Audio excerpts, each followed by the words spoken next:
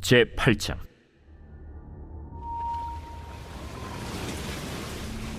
하나님이 노아와 그와 함께 방주에 있는 모든 들짐승과 가축을 기억하사 하나님이 바람을 땅 위에 불게 하심에 물이 줄어들었고 깊음의 샘과 하늘의 창문이 닫히고 하늘에서 비가 그치매 물이 땅에서 물러가고 점점 물러가서 150일 후에 줄어들고 일곱째 달 곧 그 달 11의 날에 방주가 아라랏산에 머물렀으며 물이 점점 줄어들어 열째 달 곧 그 달 초하루 날에 산들의 봉우리가 보였더라. 40일을 지나서 노아가 그 방주에 낸 창문을 열고 까마귀를 내놓음에 까마귀가 물이 땅에서 마르기까지 날아 왕래하였더라. 그가 또 비둘기를 내놓아 지면에서 물이 줄어들었는지를 알고자 하매 온 지면에 물이 있으므로 비둘기가 발붙일 곳을 찾지 못하고 방주로 돌아와 그에게로 오는지라. 그가 손을 내밀어 방주한 자기에게로 받아들이고 또 7일을 기다려 다시 비둘기를 방주에서 내놓음에 저녁 때 비둘기가 그에게로 돌아왔는데 그 입에 감람나무 새 잎사귀가 있는지라. 이에 노아가 땅에 물이 줄어든 줄을 알았으며 또 7일을 기다려 비둘기를 내놓음에 다시는 그에게로 돌아오지 아니하였더라. 601년 첫째 달 곧 그 달 초하루 날에 땅 위에서 물이 거친지라.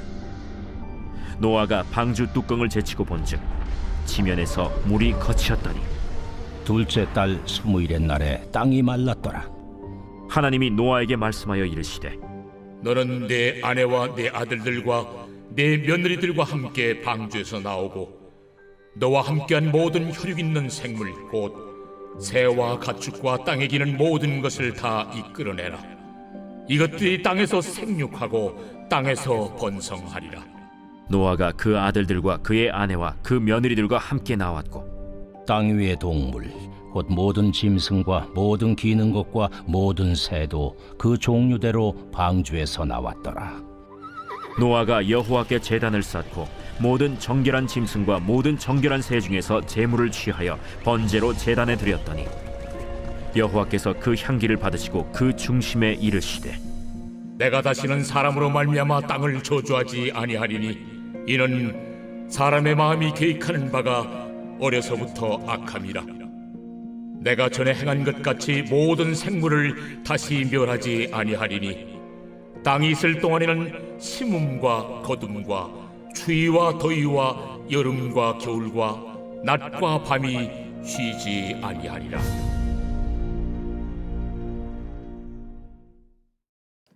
빛이 있으라. 말씀으로 하루를 시작하시는 우리 성도님들의 하루하루가 하나님의 은혜로 늘 충만하시기를 주님의 이름으로 축복합니다. 오늘 우리가 함께 나눌 말씀은 이제 이 창세기 8장입니다. 홍수 심판의 이 끝자락에 와 있습니다. 어제 말씀은 왜 홍수 심판이 있었는지, 또 그 일에 대한 하나님의 마음이 어떠했는지, 또 심판하시지만 구원의 길을 주시는 그 하나님에 대해서 말씀을 나누었죠.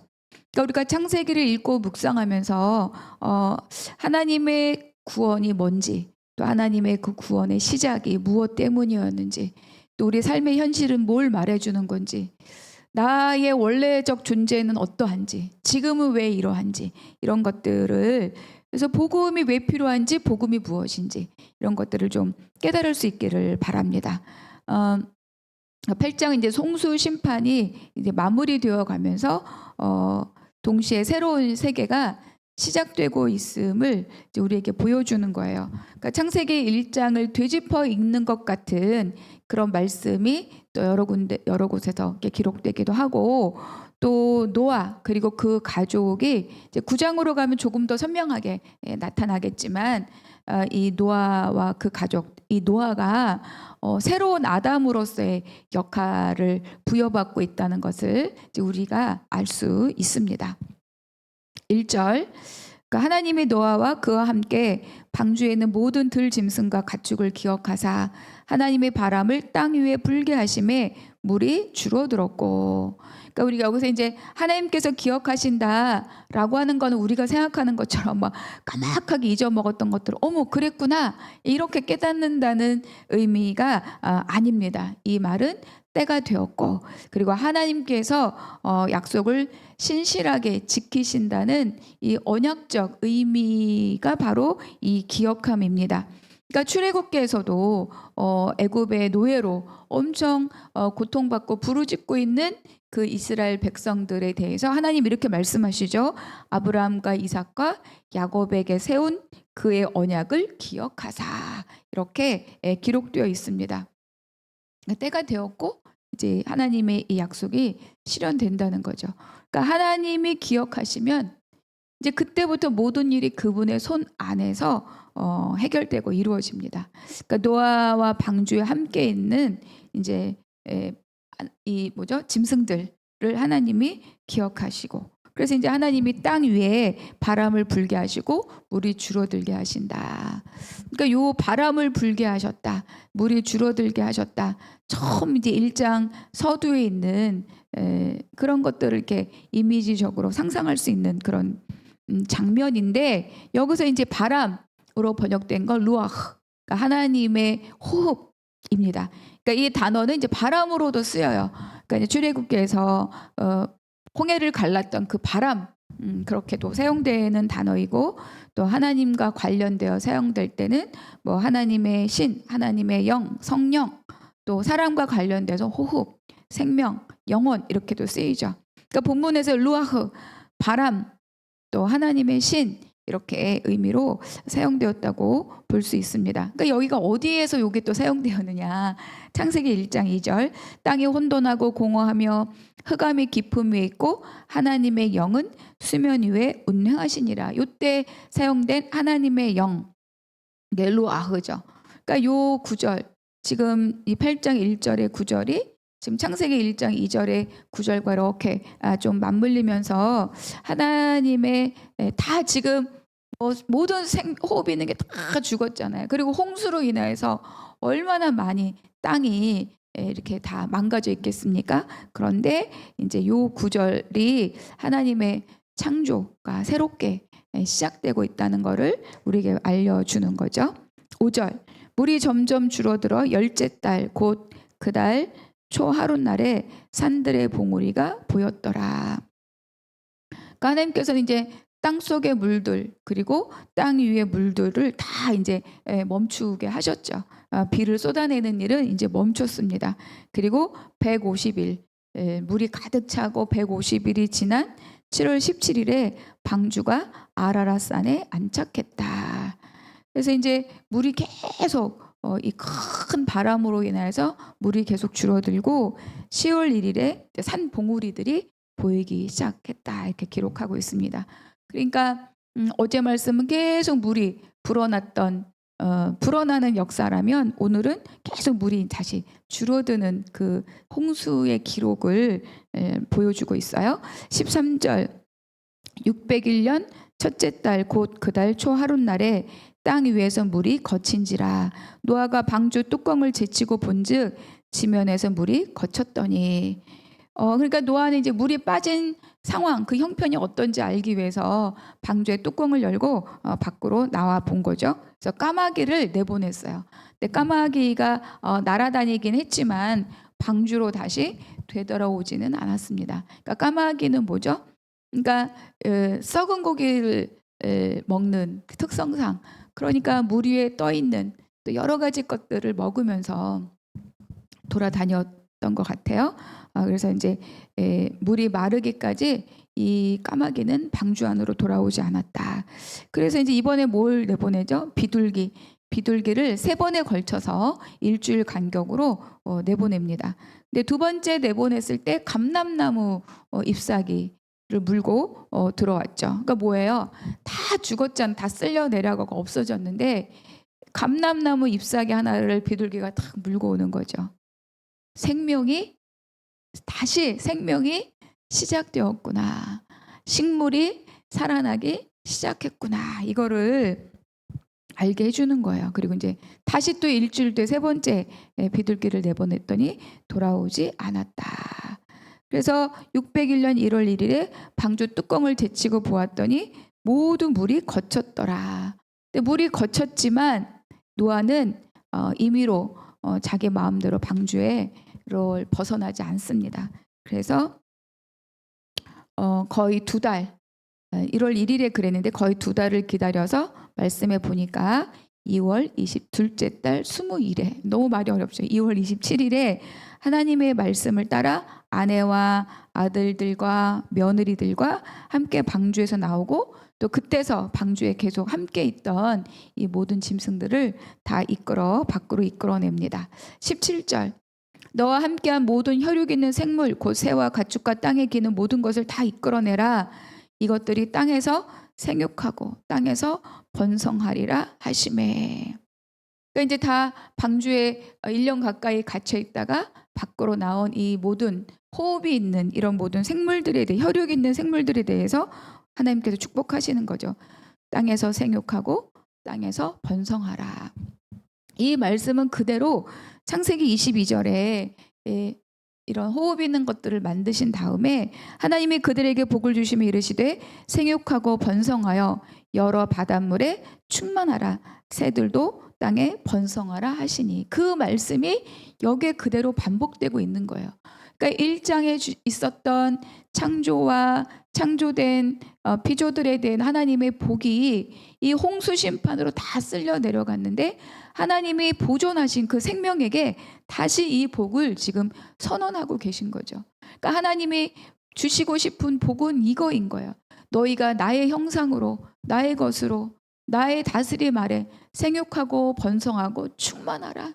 나의 것을 다 누리라. 나의 것으로 충만하라. 이것이 하나님께서 이 모든 세계를 향한 하나님의 뜻입니다.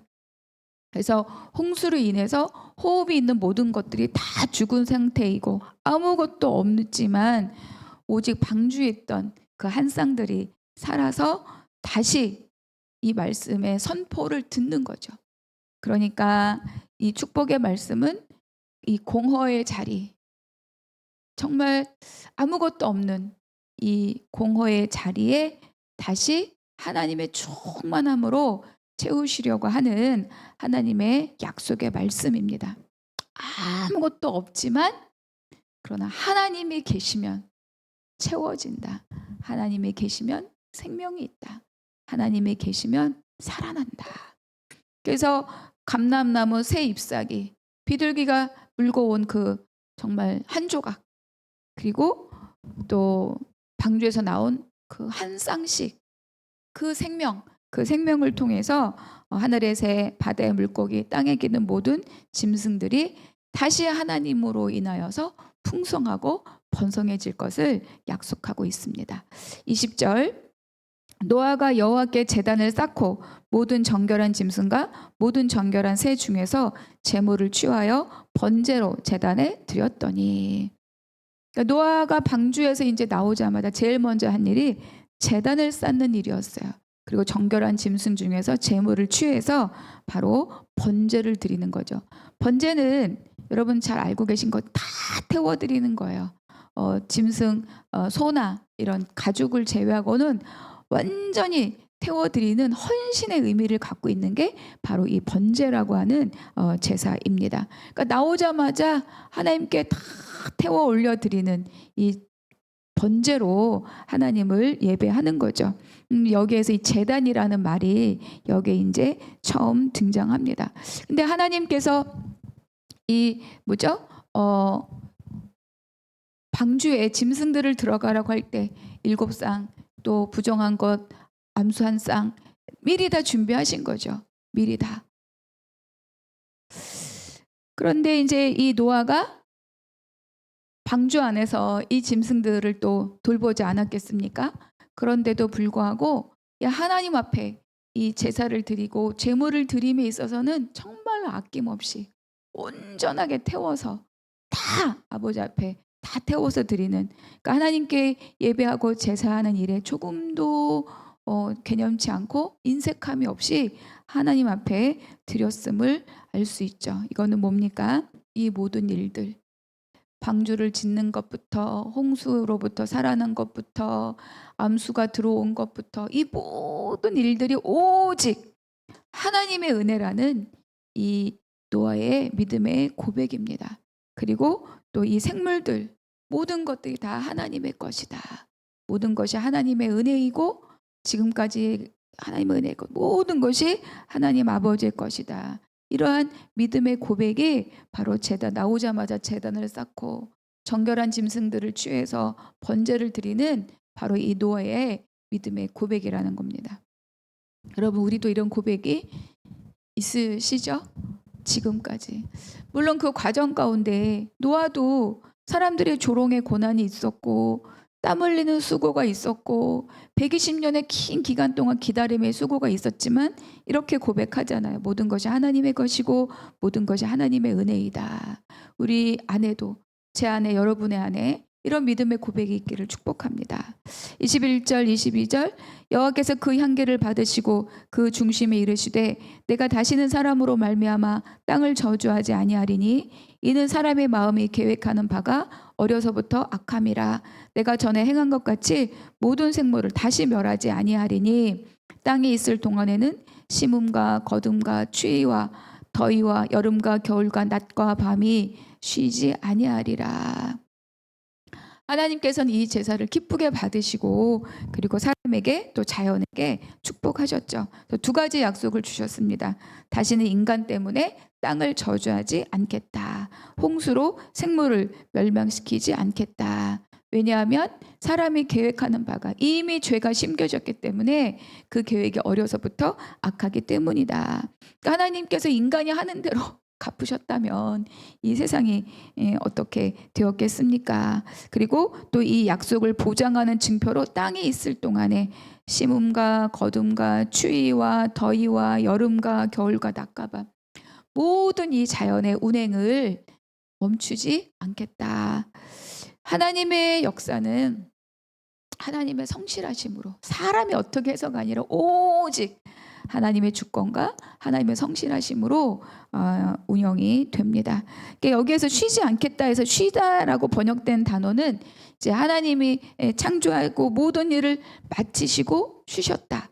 그것으로 명령된 안식일 이것과 같은 단어를 사용하고 있죠. 그러니까 하나님께서 죄로 망가진 이 땅의 모든 것이 다시 하나님의 질서 안으로 들어오기까지 다시 모든 것이 회복하기까지 이 자연의 운행 법칙을 멈추지 않으시겠다라고 약속하고 계십니다. 그러니까 반복된 인간의 죄악에도 불구하고 하나님이 땅을 보존하시겠다. 땅을 하나님이 직접 보존하시고 은혜를 베푸시겠다. 이렇게 약속하고 계십니다. 우리가 우리의 이 연약함에도 불구하고 바로 이러한 하나님의 은혜 덕분에 오늘을 또 오늘까지 우리가 살고 있음을 하시면 좋겠습니다. 오늘 하루도 하나님의 은혜의 자리이다. 이런 고백이 있기를 바랍니다. 그래서 8장 마무리하면서 내게 주신 한 구절 기록하시고 묵상하시기 바라고요. 또 이 하나님의 구원 역사에 노아가 그 한 사람으로 노아의 순종이 또 노아의 헌신이 쓰임 받았죠. 나는 하나님 나라의 한 사람으로 어떻게 쓰임 받고 있는가 한번 찾아보시면 좋을 것 같고요. 또 모든 것이 하나님 앞에 회복될 때까지 하나님께서 이 땅을 보존하신다고 약속하셨습니다. 이것은 나에게 어떤 의미로 주시는 약속인지 한번 또 그 은혜를 경험하시기를 바랍니다. 기도하겠습니다. 하나님 감사합니다. 노아가 1년 그 답답했을 수도 있는 그 시간을 보내고 나와서 바로 아버지 앞에 제단을 쌓고 정결한 짐승으로 번제를 올려드렸습니다. 하나님 이러한 노아의 헌신과 이 믿음의 고백이 나의 헌신과 나의 믿음의 고백이 되기를 소망합니다. 지금까지 있었던 모든 일들, 지금까지 살게 하신 것도 하나님의 은혜요. 또 앞으로 살 모든 일들도 하나님의 이 약속 위에 있다는 것을 믿고 또 오늘 하루를 주님 앞에 성실하게 살아가는 우리 모두가 되게 하여 주시옵소서. 모든 것 감사하고 우리 주 예수 그리스도 이름으로 기도하옵나이다. 아멘.